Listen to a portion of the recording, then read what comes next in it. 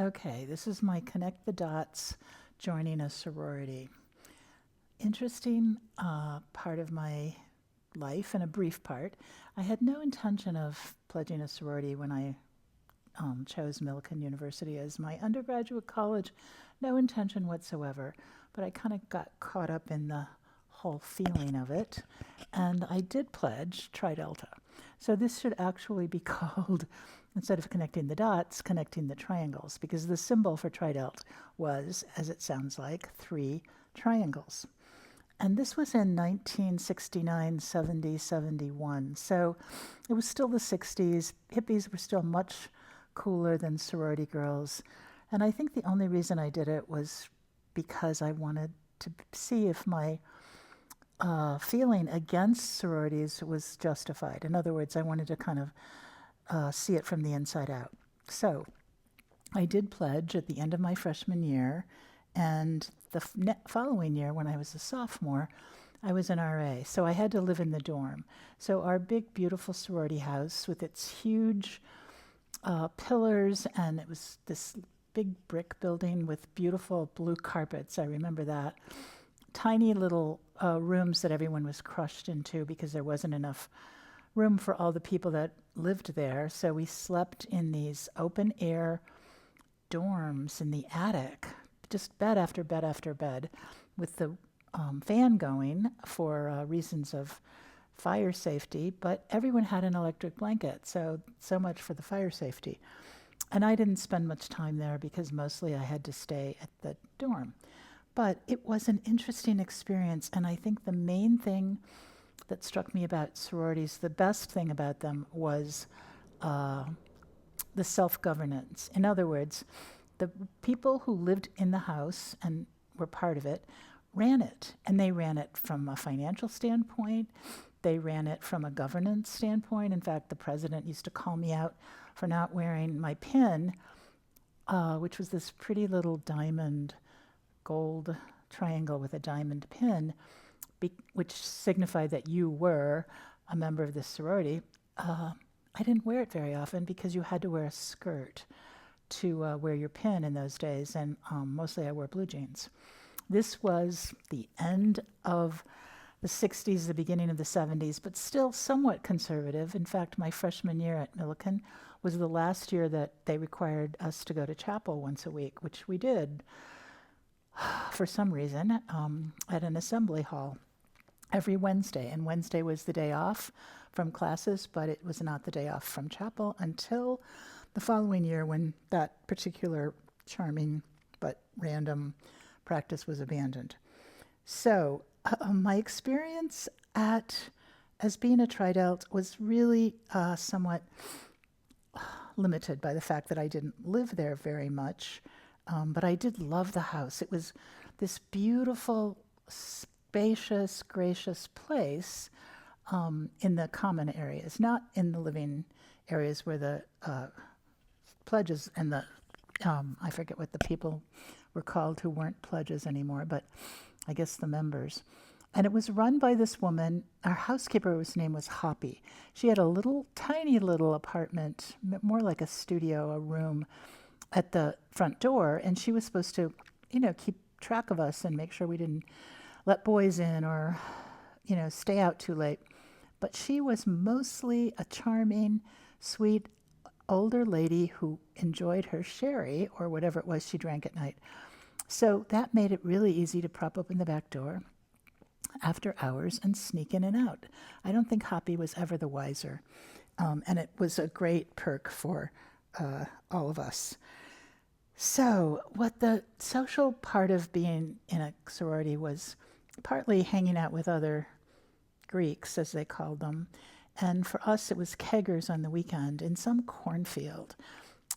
Decatur, Illinois was not a fun place to be.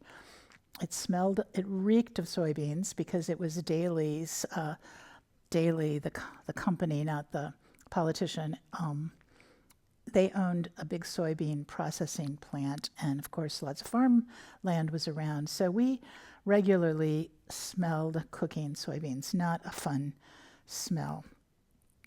The other thing I remember about it was that the best thing about my years at Millikan were the year I spent abroad in Vienna as part of their year abroad program. That was the best.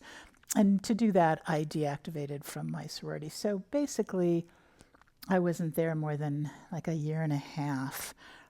But two important things happened while I was a member. One was, as an RA, I had to police my floor. And in those days, smoking marijuana was a huge issue. It was illegal. You could get thrown out of school for doing it.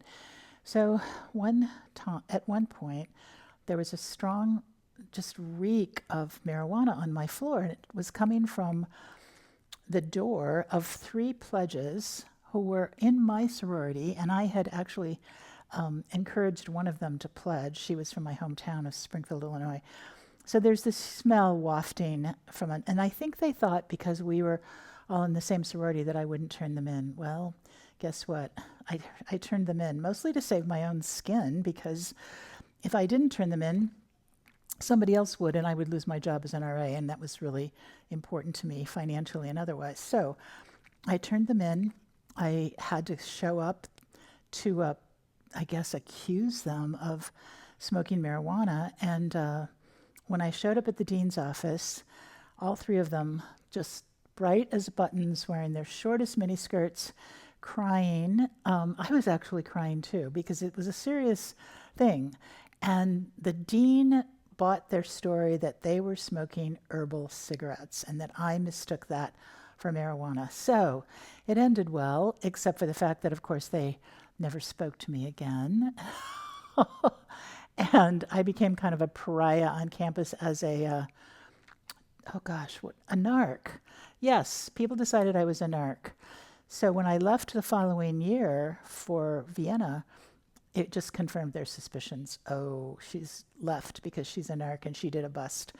But anyway, other than that, my good friends knew I wasn't a narc, and I didn't have that many good friends. But even the sorority people were pretty okay. At least they didn't shun me, other than the 3 girls that I tried to bust. So there was that. And there was another drug issue that year. This was 71. My best friend in the sorority, Bobby Drum, who turned out was a drug user, I didn't know this, but she was the secretary. And according to, our governance, we ran our own show, and she took care of the dues and paying the expenses for the house, which, running a house for, over 100 girls was quite an undertaking. Well, it turned out she was absconding with some of the money from our treasury to pay for her drugs. So, not good. I stood up for her quite strongly, quite vehemently, but to no avail.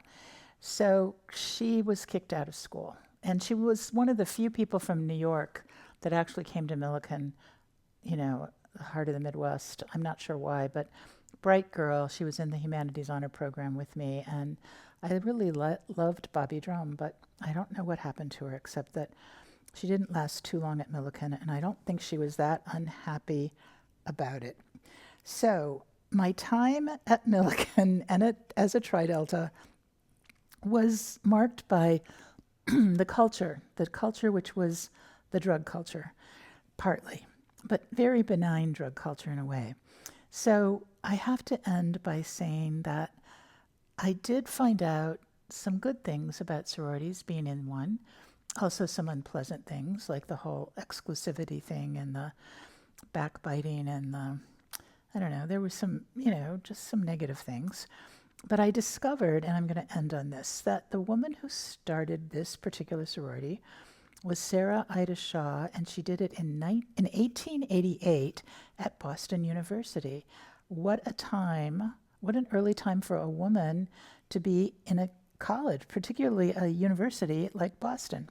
So her goal in starting this was to create a sorority that would be kind alike to all, which was a noble goal given that most sororities and fraternities too were